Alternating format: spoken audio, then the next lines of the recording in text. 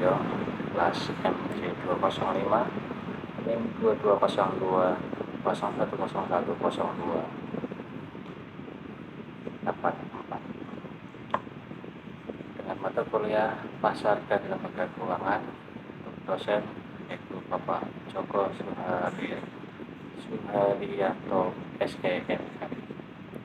Pada kesempatan kali ini saya akan mempresentasikan jawaban UAS saya, yaitu dengan soal 1. Bagaimana seharusnya masyarakat atau konsumen bersikap.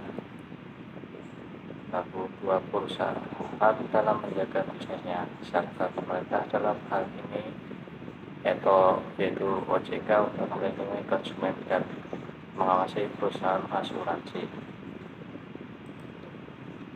Yang pertama saya akan coba jawab, yaitu bagaimana seharusnya masyarakat atau konsumen bersikap. 1. Yaitu menjadi konsumen yang cerdas. Masyarakat harus selalu berusaha untuk menjadi konsumen yang cerdas dengan melakukan riset atau memahami produk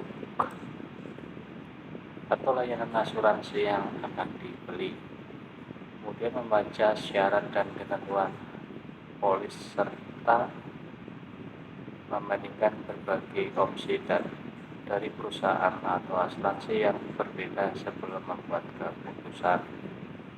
Lalu yang kedua, jadi konsumen yang memahami hak dan kewajibannya. Ya, masyarakat harus memiliki pemahaman yang jelas tentang hak dan kewajiban mereka sebagai konsumen asuransi, termasuk hak untuk mendapatkan informasi yang jujur dan transparan dari perusahaan asuransi dan kewajiban untuk memberikan informasi yang akurat tentang diri mereka saat mengajukan klaim.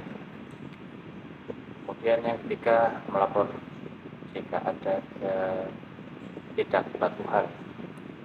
Jika masyarakat mengalami perlakuan yang tidak adil atau merasa ada ketidakpatuhan dari perusahaan asuransi, mereka harus melapor ke otoritas terkait atau lembaga pengawas seperti OJK agar dapat ditindaklanjuti. Lalu yang keempat, berpartisipasi dalam edukasi keuangan. Masyarakat harus aktif berpartisipasi dalam program edukasi keuangan yang disediakan oleh pemerintah atau lembaga keuangan untuk meningkatkan pemahaman tentang produk asuransi dan manfaatnya. Lalu untuk pertanyaan berikut, yaitu untuk perusahaan dalam menjalankan bisnisnya. Yang pertama yaitu tentunya harus transparansi ya dalam informasi. Perusahaan asuransi harus memberikan informasi yang jujur, akurat, dan mudah dimengerti kepada calon nasabah mengenai produk asuransi yang akan ditawarkan.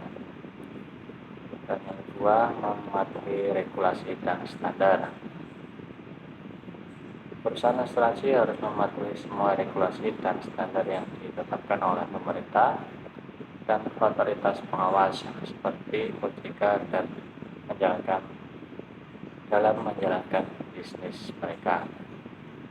Kemudian yang ketiga, menangani klaim dengan adil dan cepat. Perusahaan asuransi harus menangani klaim nasabah dengan adil, kemudian cepat dan tanpa penundaan yang tidak beralasan. Kemudian yang keempat, memberikan layanan yang baik. Perusahaan asuransi harus memberikan pelayanan pelanggan yang baik dan responsif, serta memberikan dukungan atau bantuan kepada nasabah dalam memahami produk dan memberikan ketentuan asuransi. Kemudian untuk pertanyaan berikutnya, yaitu pemerintah dalam hal ini yaitu OJK untuk melindungi konsumen dan mengawasi perusahaan asuransi. Yang pertama, pengawasan yang sangat ketat. Pemerintah dan OJK harus melakukan pengawasan yang ketat terhadap perusahaan atau perusahaan asuransi untuk memastikan mereka mematuhi regulasi dan melindungi kepentingan konsumen. Lalu yang kedua yaitu edukasi konsumen, memberikan edukasi kepada konsumen ya. Pemerintah dan OJK harus aktif dalam menyediakan edukasi keuangan kepada masyarakat, termasuk edukasi tentang asuransi dan cara memilih produk yang tepat. Kemudian yang ketiga, penegakan hukum ya apabila ada pelanggaran. Jika ada perusahaan asuransi yang melanggar aturan atau melakukan tindakan tidak etis, pemerintah dan OJK harus bertindak tegas dan lakukan sanksi yang sesuai. Kemudian untuk dari jawaban di atas, saya mengambil sumber referensi dari yang pertama yaitu Dewan Komisioner Otoritas Jasa Keuangan pada tahun 2018, Pedoman Perlindungan Konsumen Sektor Jasa Keuangan. Dan yang kedua dari Badan Pengawas Pasar Modal dan Lembaga Keuangan pada tahun 2021. Kemudian keputusan Ketua Bepom nomor F25/PM tahun 2021 tentang perlindungan konsumen dalam kegiatan pasar modal.